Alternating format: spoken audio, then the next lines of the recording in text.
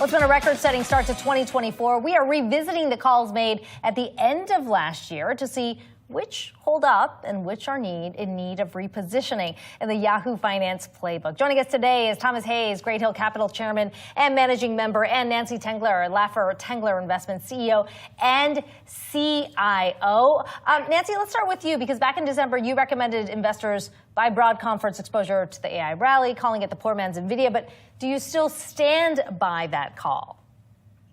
Yeah, I've been pretty pleased with it, Akiko. I mean, the stock pulled back on earnings, but then they had an investor day, and I think investors came away with a clearer picture about the future.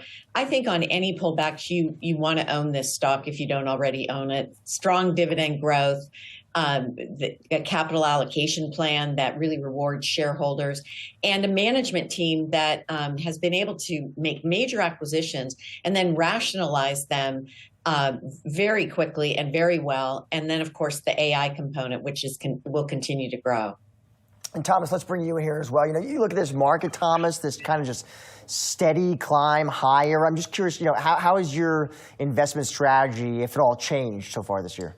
Well, we've been publicly bullish nonstop for a year and a half, and we've recently become more cautious. We're up 17 out of the last 21 weeks, no 2% pullback in the last 100 trading days. So in recent weeks, we put on a 2% hedge, 1% put spreads on the S&P, 1% put spreads on the semiconductor index, and 98% long. So if we're right, those have an expected value of 5x each, so we'll create 10% of new capital. If we're wrong, we think there's enough beta in the portfolio that even that cost of 2% will get eaten by outperformance to the S&P. So, but if you look at mixed messages, margin levels are down. They're not really super elevated. So a big correction of 10%, I don't think that's in the cards. I think more like a 3 to 8% would be kind of a normal, healthy thing to see, and sector rotation happening under the surface like Jared was talking about. Why single out semiconductors and S&P specifically? I'm looking for what's a little bit stretched, where the multiples are stretched, where a lot of people are chasing the shiny objects. All the people that were bearish, we flipped all the bears. You know the names who've been bearish for a year and a half, and now they're all flipping. And where are they flipping to? They're getting excited about stocks that have already run up 100% plus. And we like to skate to where the puck is going, not to where it already has gone. And Nancy, I want to bring you here as well. When you talk to your clients, Nancy, and they're asking you what are some of the risks that are really on your radar right now, what do you tell them? Is it valuation, seasonality? What are you thinking about? Well, so Josh, we're long-term investors, and we tend to move at glacial speed, but we were adding, as you know, we've talked about this, to tech and consumer discretionary in October of 2022. And then again, after trimming them in 2023, we were adding back to some of the names in October. And then we started broadening out the portfolio, October, of last year.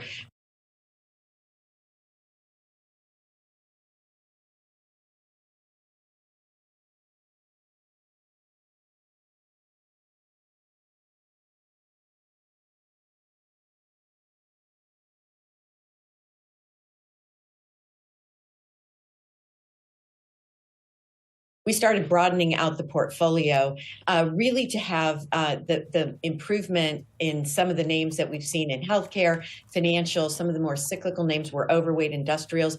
But my biggest concern is that the Fed seems to be, I guess, walking away from their data dependence, and put quotes around that they've had in the past. And it seems they're determined to cut.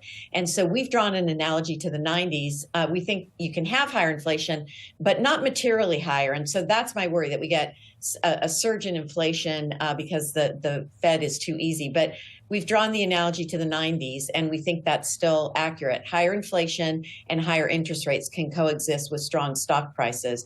And that's what we had in the 90s when I was a young portfolio manager. And I think we're going to see that again due to productivity. So I'm not running away from tech. We're just broadening out, because I think you want to own the old economy companies that are embracing the digital revolution, generative AI, cloud computing, and then the suppliers of those picks and shovels in that space. Thomas, I see you nodding your head as Nancy sort of makes her case here. I mean, you recommended investors buy Baxter, but skip Eli Lilly the last time we were on. How has that assessment changed, or has it changed beyond that? Still the same. They call me Turnaround Tom. I like buying out of favor, high-quality businesses. Baxter is one of those. It got smashed because of over-inventorying, absorbing the Hillrom acquisition, and then, of course, the crescendo was in the fall, GLP-1s. No one was ever going to need a medical procedure again, and all that basket flushed out in October. So we took advantage of that. It's up 15%, give or take, since, a little bit higher. The big story is they're trading at 12.5 times forward. They historically traded at an 18 times PE. Why are they trading at a lower PE? Is because their kidney business is the slowest growing part of their business of the 4 parts.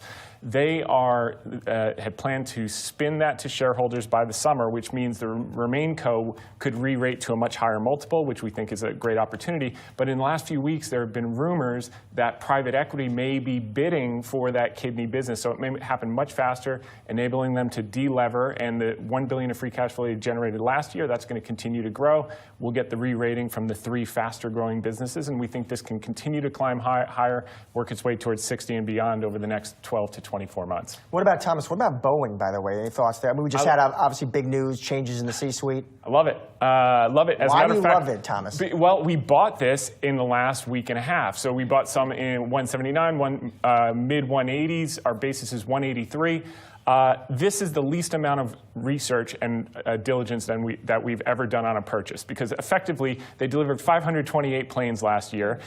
They've got a 5,600 backlog. So if you're Southwest and you say, Boeing, you're a complete disaster, I can't believe how many mistakes you're making, I'm going to Airbus. Good for you. You're going to get your next new plane 20 years from now. So Boeing has a moat. They operate in a duopoly. They're going to get a new CEO, which is fantastic. They need an engineer, not a salesman. They've got enough sales. They need someone to manage the shop and make sure there are no issues moving forward. Insider or outsider? You have a preference for the next CEO? Probably an outsider. A fresh set of eyes would be nice. I definitely agree with that. All right. Thomas, Nancy, thank you both for joining the show today. Appreciate it. Thank you.